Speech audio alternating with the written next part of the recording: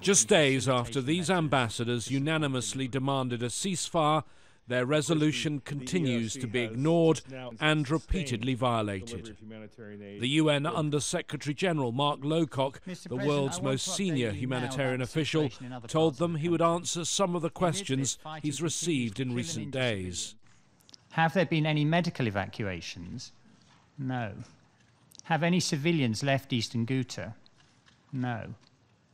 Is there any actual improvement in the humanitarian situation in Eastern Ghouta since the passage of the resolution, demanding as it did unimpeded access? No. He ended his briefing with one last question for the ambassadors. When will your resolution be implemented? The US and UK put the blame squarely on Russia.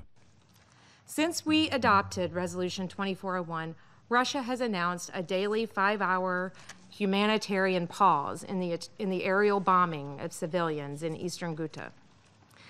This is cynical, callous, and in flagrant defiance of the demands of 2401.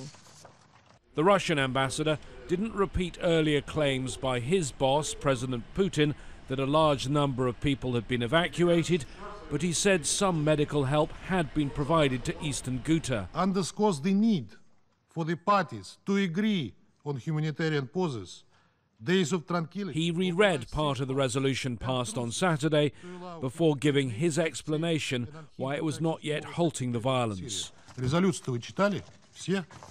Did you read the resolution? The whole resolution? We stated that any enduring pause must be preceded by agreement by the parties for de-escalation. Demanding an overnight and immediate halt to hostilities suggests either a failure to understand realities on the ground or a deliberate exploitation of human tragedy.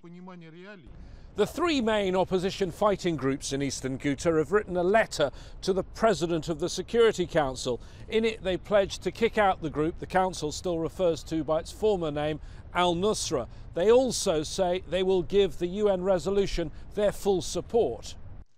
The Syrian government's representative, Ambassador Bashar al-Jafri, was in the Council chamber. He gave a typically rambling 19-minute speech, but he made no such commitment.